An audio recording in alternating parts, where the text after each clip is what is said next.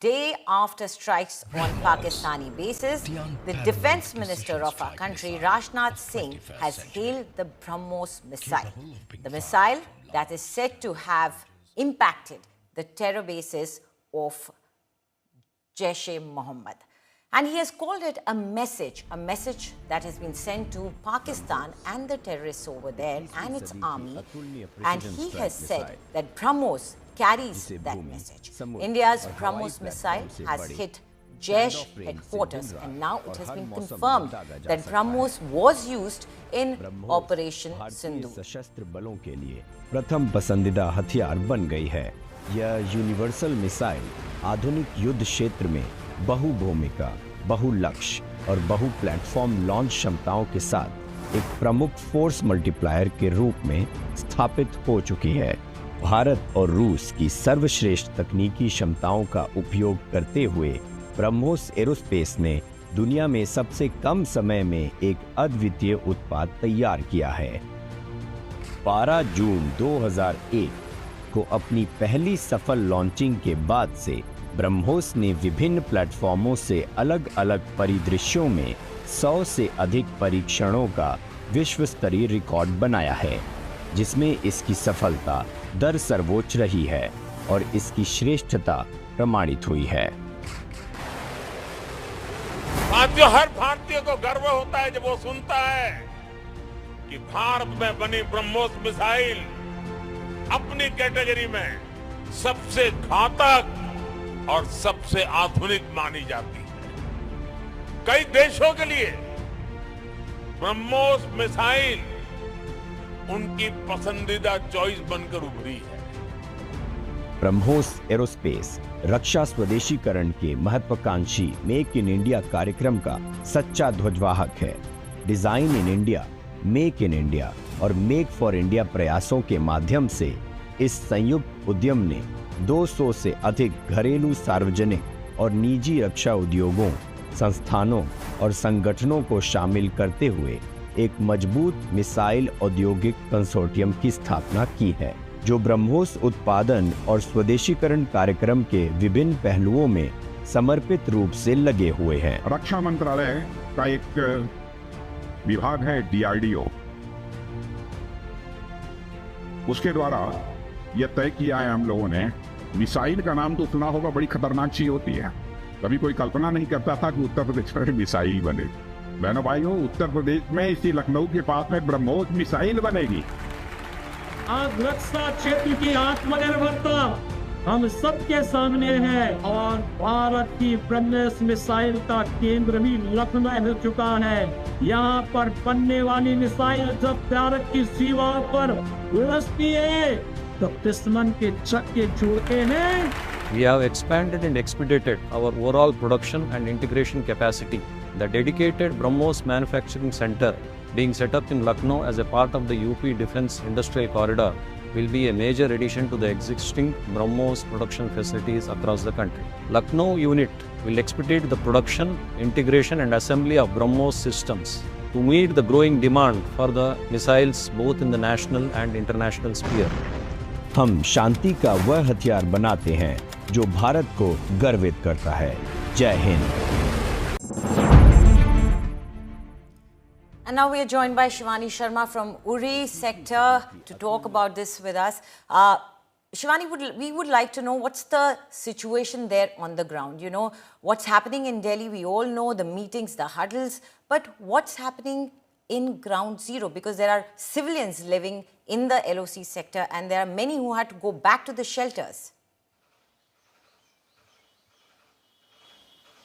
Anjali, the situation is under vigil. People want to go back to their homes. The ones who had vacated their homes and they were evacuated to safe places, now they want to return to home. But the administration suggests that you should wait and watch for some time because the kind of mistrust Pakistan brought last evening, even after the ceasefire was announced. So the civilians should not be harmed. That's the priority of the administration. So we met a lot of people who wanted to return to their houses, but they were stopped midway on the Baramulla-Uri highway. And the other reason is also that, Anjali, there are many unexploded, there can be unexploded missiles, shells out there, I'm sorry. So those shells need to be neutralized. The places need to be sanitized before people are allowed to go back to their houses. So there is a calm as it comes to the firing. There is no firing happening. There is no violation of ceasefire as of now through the night. That's what we also reported from multiple regions across the western sector. But yes, the restoration might take some time because there also is an added factor of uncertainty from Pakistan. Right, but there is a message of calm and confidence that is being sent by the Defence Minister. Do stay on with us, Shivani, and let us tell you how. It is because of the BrahMos and also the fact that BrahMos was used. Now, the UP Chief Minister today confirmed the use of the BrahMos missile in targeting terror bases inside Pakistan. His statement aligns with mounting evidence that suggests of the missile deployment. A BrahMos booster and a cap were recovered near the Pakistan border, strongly indicating its use in a cross-border strike. Now, the missile fragments that were found near Bikaner suggest it was launched from the Indian territory towards a high-value target. Intelligence sources believe that the BrahMos was used to hit the Jaish-e-Mohammed headquarters in Bahawalpur, Pakistan. Pakistan, despite claiming high alert defensive posture, has once again failed to intercept the BrahMos missile, underlining the missile's effectiveness and the Indian military's ability to strike high-value targets with minimal risk. Defence Minister Rajnath Singh lauded the Indian Armed Forces, who not only successfully crushed Pakistan's terror outfits in Operation Sindoor, but also caused major damages to its military infrastructure across cities. जिन भारत विरोधी और आतंकी संगठनों ने भारत माता के मस्तक पर हमला करके कई परिवारों के सिंदूर मिटाए थे, उन्हें भारतीय सेना ने ऑपरेशन सिंदूर के माध्यम से इंसाफ दिलाने का काम किया है। और इसके लिए आज सारा देश भारतीय सेनाओं का अभिनंदन कर रहा है। ऑपरेशन सिंदूर सिर्फ एक सैन्य कार्रवाई भर नहीं है, बल्कि भारत की राजनैतिक, सामाजिक और सामरिक इच्छा शक्ति का प्रतीक है। यह ऑपरेशन आतंकवाद के खिलाफ भारत की दृढ़ इच्छा शक्ति का और सैन्य शक्ति की क्षमता और संकल्प शक्ति का भी प्रदर्शन है। हमने दिखाया है, भारत आतंकवाद के खिलाफ जब भी कोई कार्रवाई करेगा तो आतंकवादियों और उनके आकाओं के लिए सरहद पार की जमीन भी सुरक्षित नहीं रहेगी। भारतीय सेनाओं ने ऑपरेशन सिंदूर को पाकिस्तान में मौजूद आतंकी ढांचा ढहाने के उद्देश्य से लॉन्च किया था। हमने उनके आम नागरिकों को कभी निशाना नहीं बनाया था, मगर पाकिस्तान ने न केवल भारत के नागरिक इलाकों को निशाना बनाया, बल्कि मंदिर, गुरुद्वारा, गिरजाघर पर भी हमले करने का प्रयास किया। भारतीय सेना ने शौर्य और पराक्रम के साथ साथ संयम का भी परिचय देते हुए पाकिस्तान के अन्य ठिकानों पर भी प्रहार करके करारा जवाब दिया है। हमने केवल सीमा से सटे सैन्य ठिकानों पर ही नहीं कार्रवाई की, बल्कि भारत की सेनाओं की धमक उस रावलपिंडी तक सुनी गई जहां पाकिस्तानी फौज का हेडक्वार्टर मौजूद है। मित्रों, भारत में आतंकवादी घटनाएं करने और कराने का क्या अंजाम होता है, यह पूरे विश्व ने उरी की घटना के बाद देखा, जब हमारी सेना ने पाकिस्तान में घुसकर सर्जिकल स्ट्राइक की।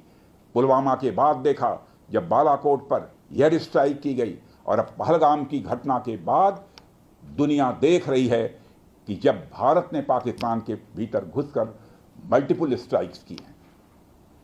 आतंकवाद के खिलाफ जीरो टॉलरेंस की नीति पर चलते हुए हमारे यशस्वी प्रधानमंत्री श्री नरेंद्र मोदी ने स्पष्ट कर दिया है कि यह नया भारत है जो आतंक के खिलाफ सरहद के इस पार और उस पार दोनों तरफ प्रभावी कार्रवाई करेगा। यह हमारे प्रधानमंत्री जी ने स्पष्ट रूप से यह संदेश दे दिया है। ब्रह्मोस मिसाइल क्या होती है, अभी आपने ऑपरेशन सिंदूर के अंदर इस मिसाइल के पराक्रम की एक झलक देखी होगी, और नहीं देखी होगी तो कम से कम पाकिस्तान वालों से पूछ लेना चाहिए कि ब्रह्मोस मिसाइल की ताकत क्या है।